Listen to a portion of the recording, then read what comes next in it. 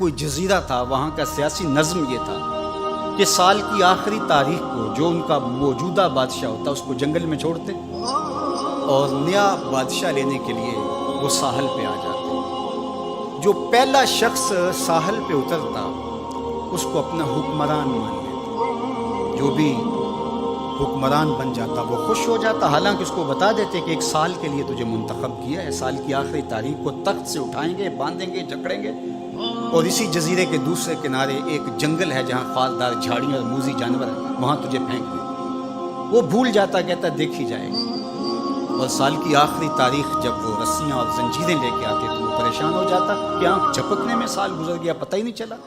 پھر روتا ہوا چیختا ہوا اس جنگل میں جاتا اور لوگ اس کو چھوڑ کے آ جاتے اور درندوں کا رزق بن جاتا، اور جو بھی آتا اس نے کبھی انکار نہیں کیا تھا۔ پہلی بار ایسا ہوا کہ جس شخص کو انہوں نے ہار ڈالے، گارڈ آف آنر دیا، تعظیم تکریم دی، سیلوٹ کیا، اس نے کہا یہ سب کیا ہے؟ کہا کہ آج کے بعد تو ہمارا حکمران ہے۔ کہا میں تو امور سلطنت نہیں جانتا، میں تو تاجر آدمی چیزیں بیچنے آیا ہوں۔ کہا کہ ہمارا اصول یہی ہے کہ سال کی پہلی تاریخ کو پہلا شخص جو جزیرے پہ قدم رکھتا ہے وہ ہمارا حکمران ہوتا ہے۔ اس نے کہا میں تو امور سلطنت کو نہیں جانتا، تو یہ کس طرح ذمہ داری قبول کر سکتا؟ انہوں نے کہا کہ تمہیں کرنا ہوگی، اس کے علاوہ کوئی راستہ نہیں ہے، ہمارا یہ قانون ہے، ضابطہ ہے، اور یہ بھی بتا دیں کہ سال کی آخری تاریخ کو تجھے اسی جنگل کے دوسرے کنارے چھوڑائیں گے جہاں موذی جانوروں کا رین بسیرا ہے۔ تو اس نے کہا اگر انجام اتنا دردناک اور خطرناک ہے پھر تو میں بالکل جانے کے لیے تیار نہیں ہوں۔ تو انہوں نے کہا تو چاہے نہ چاہے باندھ کے بھی تخت پہ بٹھانا پڑا تمہیں بٹھائیں گے۔ اس نے کہا اچھا مجھے یہ بتاؤ کہ سال بعد میری بات مانو گے یا نہیں؟ انہوں نے کہا کہ ہاں، قانون میں تو ترمیم نہیں کر پائے گا، لیکن یہ ہوگا کہ تیرے انتظامی حکم ہم ماننے پہ مجبور ہیں۔ اس نے کہا ٹھیک ہے، میں تمہارا حکمران بننے کے لیے تیار ہوں۔ رومی بولتے ہیں کہ جب بھی کوئی شخص تخت نشین ہوتا تو وہ بھول جاتا کہ میرے 7 سال کی آخری تاریخ میں کیا ہونے والا ہے۔ وہ عیش و عشرت کرتا اور یوں وقت گزارتا، سال کی آخری تاریخ آنکھ جھپکنے میں آ جاتی، لیکن یہ پہلا شخص تھا تخت نشین ہوتے اس نے پہلا حکم نامہ جاری یہ کیا کہ کمانڈوز بلائے جائیں۔ بلائے گئے، کہا اس جنگل میں چلے جاؤ جہاں تم بادشاہوں کو پھینک کے آتے ہو اور وہاں کے موذی جانور کاٹ ڈالو۔ پھر بلدیہ کے ملازمین بلائے، کہا جاؤ جا کے وہاں کی جھاڑیاں کاٹو۔ پھر معمار بلائے، کہا جا کے وہاں محل تیار کرو۔ کچھ لوگوں کو بلایا، کہا جا کے وہاں پھول لگاؤ، پھلدار درخت لگاؤ، سایہ دار شجر لگاؤ۔ پوری حکومتی مشینری اس جنگل کو کٹوانے، وہاں کے موذی جانور قتل کروانے اور وہاں خوبصورت محل بنوانے، کنویں کھدوانے اور پھلدار درخت لگوانے میں صرف کر دی۔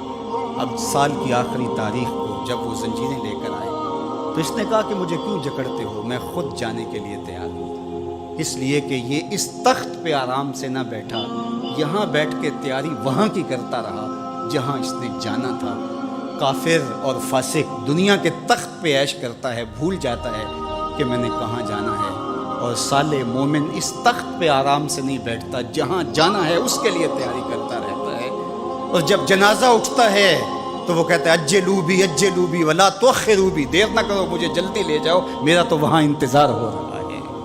اور پھر جب وہ وہاں پہنچتا ہے تو القبر روضۃ من ریاض الجنہ، وہ جنت کے باغوں میں سے باغ بن چکی ہوتی ہے، وہ سارے تھور، ساری جھاڑیاں، ساری آگ اور وہاں کے سارے بھڑکتے ہوئے شعلے بجھا چکا ہوتا ہے، اپنے اعمال کے لشکر بھیج کے۔